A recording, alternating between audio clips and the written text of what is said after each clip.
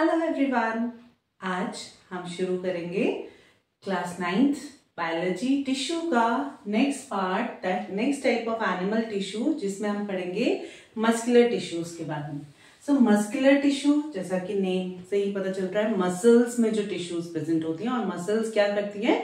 Muscles हमारी body को help करती है मूवमेंट एंड लोकोमोशन में। तो इनका फंक्शन क्या है? ये बॉडी की मूवमेंट, जो डिफरेंट मूवमेंट्स होती है, लाइक अगर हम वॉक कर रहे हैं या हमारे ये हैंड मूवमेंट्स हो रहे हैं या व्हाटएवर जो मूवमेंट हो रही है बाहर और इवन बॉडी के अंदर, जैसे कि हमारा स्टमक जो चर्न करता है फूड को, या ईसोफेगस जो पेरिस्टाल्टिक मूवमेंट कर रही है, या फिर जो हमारा हार्ट पंप कर रहा है ब्लड को, तो ये सारी मूवमेंट जो कंट्रोल करती हैं वो टिश्यूज होती हैं मस्कुलर टिश्यूज। अब तो इन सारे फंक्शंस के accordingly there are 3 types of muscular tissues: striated, unstriated और cardiac. Now one by one we will study about them in details. Firstly studying about striated muscles. जो striated muscles होती हैं वो इस टाइप के स्ट्रक्चर की होती हैं.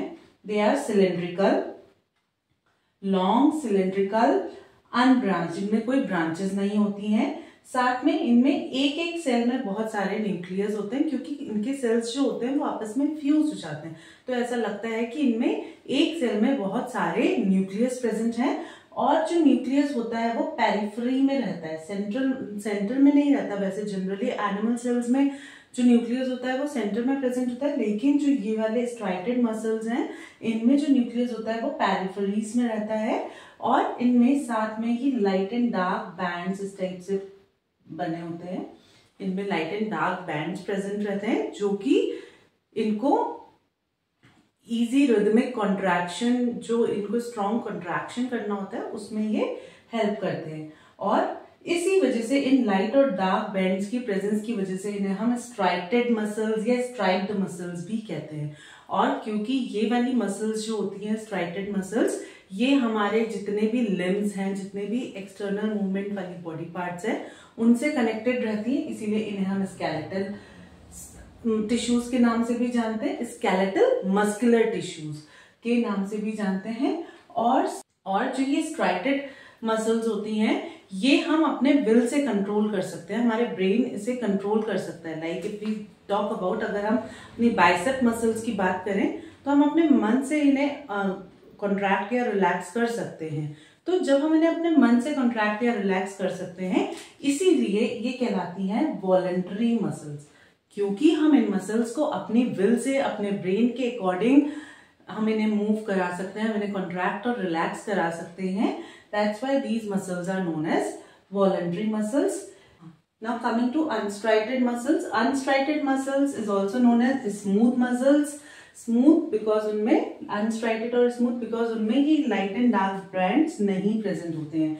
और ये जो होती हैं ये भी लंबी फ्लैट होती हैं और स्पिंडल शेप, इस तरीके की स्पिंडल किसी शेप होती है इनकी. मतलब इनका जो सेंटर पार्ट होता है वो थोड़ा ब्रॉडर होता है और जो एंड्स होते हैं वो नैरो होते हैं. इनमें एक न्यूक्लियस प्रेजेंट रहता है जो कि सेंटर में प्रेजेंट होता है, और ये अनब्रांच्ड होती हैं, ब्रांचेस इनमें नहीं पाई जाती. इनमें लाइट एंड डार्क बैंड्स नहीं होते हैं और ये बहुत लंबे टाइम तक कॉन्ट्रैक्शन और रिलैक्सेशन दिखाती हैं. ये जो होती हैं ये कहाँ पाई जाती हैं? ये हमारी बॉडी के इंटरनल ऑर्गन्स में पाई जाती हैं, जैसे कि हमारा स्टमक की जो वॉल्स हैं, या फिर हमारी ईसोफेगस में जो हैं, ये सारे जो इंटरनल पार्ट्स हैं हमारे, जो हमारे ब्लड वेसल्स में है, यूरिनरी ट्रैक्ट में है, इन सब जगहों पे जो हमारी मसल्स हैं जो कि हमारे को हमारी विल पे नहीं चलती हैं, ये सारी मसल्स हम क्या अपने पेट से कह सकते हैं कि नहीं अभी डाइजेशन नहीं करना, वो हमारे अकॉर्डिंग नहीं वर्क करती हैं, ये इंटरनल मसल्स. तो इन मसल्स को हम इनवॉलेंट्री मसल्स भी कहते हैं, बिकॉज ये हमारी विल पे नहीं चलती हैं ये. और साथ साथ में हम इन्हें विसरल मसल्स के नाम से भी जानते हैं, क्योंकि ये इंटरनल बॉडी पार्ट्स में ही पाई जाती हैं. साथ साथ में हमारी आइरिस में भी पाई जाती हैं.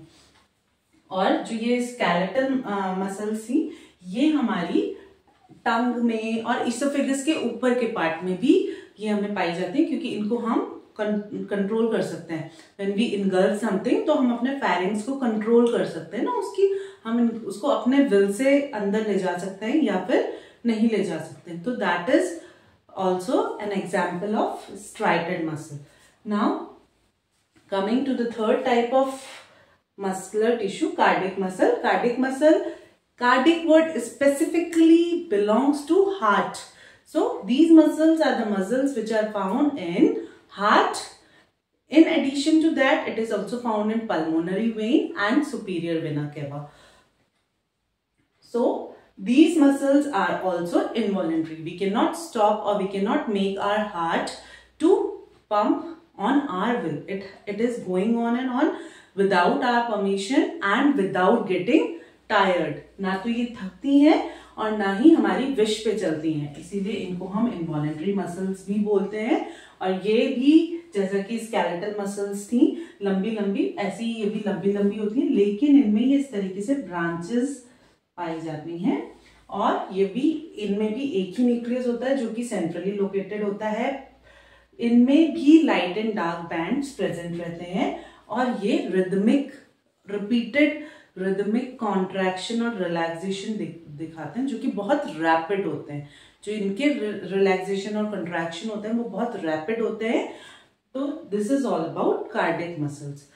So this is all about muscular tissue. So keep learning and do not forget to subscribe my channel to get more such videos. Thank you for watching.